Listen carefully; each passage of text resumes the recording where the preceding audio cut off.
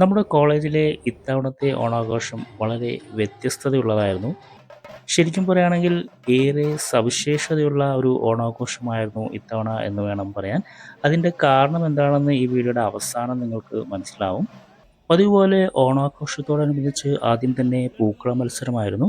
വിദ്യാർത്ഥികൾ അവരുടെ ക്ലാസ് മുറികളിൽ വ്യത്യസ്തങ്ങളായിട്ടുള്ള പൂക്കളങ്ങൾ ഒരുക്കി. വളരെ മനോഹരങ്ങളായിട്ടുള്ള പൂക്കളങ്ങളായിരുന്നു എല്ലാം. എല്ലാം ഒന്നിനൊന്ന് മികച്ചതായിരുന്നു. പക്ഷേ എനിക്ക് ഏറ്റവും ഇഷ്ടപ്പെട്ടത് ഈ ഒരു പൂക്കളമായിരുന്നു.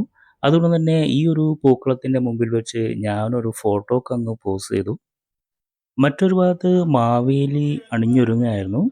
പിന്നീട് മാവേലിയോടും ഓണത്തപ്പനോടുമൊപ്പം ഞാനൊരു ഫോട്ടോക്ക് പോസ് ചെയ്തു.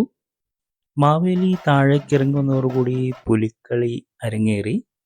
വിദ്യാർത്ഥികൾ പുലിക്കളി കണ്ട് ആസ്വദിക്കുകയും ചിലരൊക്കെ ആവേശത്തോടു കൂടിയും ഉത്സാഹത്തോടു കൂടിയും പുലിക്കളിയോടൊപ്പം കളിക്കാനിറങ്ങുകയും ചെയ്തു.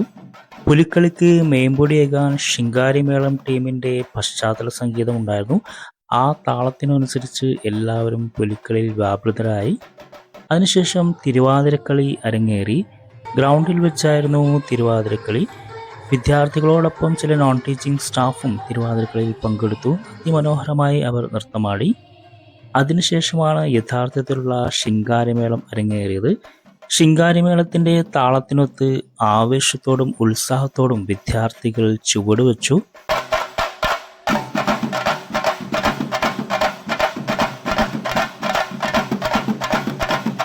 ഞാൻ ഉൾപ്പെടെയുള്ള ചില അധ്യാപകരും ചില നോൺ ടീച്ചിങ് സ്റ്റാഫും ശിങ്കാരിമേളത്തിനനുസരിച്ച് നൃത്തം വെച്ചു. ഓണാഘോഷത്തോടനുബന്ധിച്ച് മറ്റൊരു പരിപാടിയാണ് ഈ ഫോട്ടോ സെഷൻ. എല്ലാവരും ഫോട്ടോക്ക് വേണ്ടിയിട്ട് ഇവിടെ പോസ് ചെയ്തു. ചില പോലീസ് ഉദ്യോഗസ്ഥരും ഉണ്ടായിരുന്നു. അവരോടൊപ്പം വിദ്യാർത്ഥികൾ ഫോട്ടോക്ക് പോസ് ചെയ്തു. പിന്നീട് എല്ലാവരും ഓണസദ്യക്കായി ഹാളിലേക്ക് നീങ്ങി. എല്ലാവർക്കും ഒന്നിച്ച് ഇലയിട്ട് വളരെ രുചികരവും വിഭവസമൃദ്ധമായിട്ടുള്ള സദ്യ ഇലയിൽ വിളമ്പി. എല്ലാവരും ആസ്വദിച്ചത് കഴിച്ചു. പിന്നീടാണ് ഓണത്തോടനുബന്ധിച്ച് പ്ലാൻ ചെയ്തിട്ടുള്ള പല കായിക മത്സരങ്ങളും അരങ്ങേറിയത്.